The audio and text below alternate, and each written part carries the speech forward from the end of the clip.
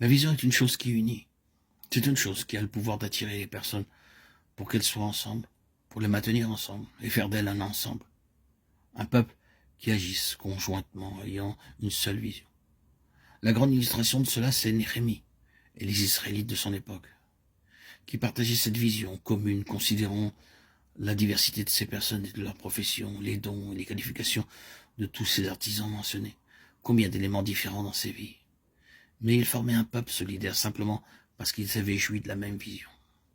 La reconstruction de la muraille de la ville dominait chaque cœur et chaque pensée, et les introduirait ensemble dans une merveilleuse unité.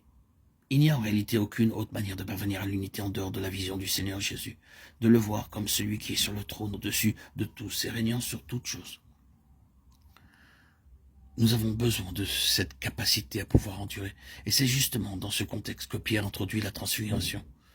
Il parle de l'épreuve de votre foi qui est plus précieuse que l'or périssable. L'épreuve de la foi cause des multiples tentations. Il introduit cette vision car elle permet d'endurer et d'aller de l'avant.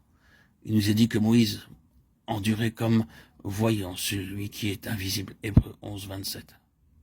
C'est cela qui donne ce pouvoir. Maintenant, on peut aussi le considérer du côté opposé, d'un point de vue négatif.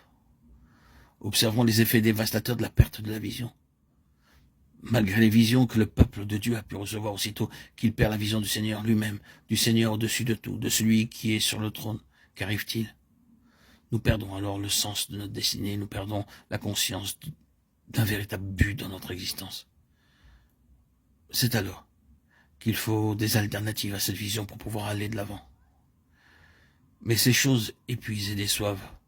La perte de la vision a toujours pour conséquence la perte de l'intérêt et d'une réelle motivation pour notre vie. De la même manière, cela est aussi vrai dans le domaine de la cohésion et de la coordination.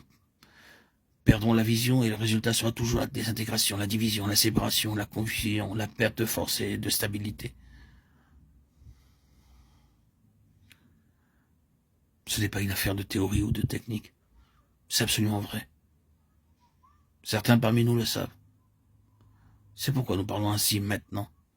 Nous savons que quand un peuple a réellement été saisi par la vision du trône, de la majesté du Seigneur Jésus et de l'autorité de Christ, le merveilleux sens d'un but et d'une merveilleuse motivation, d'une merveilleuse unité saisit ce peuple.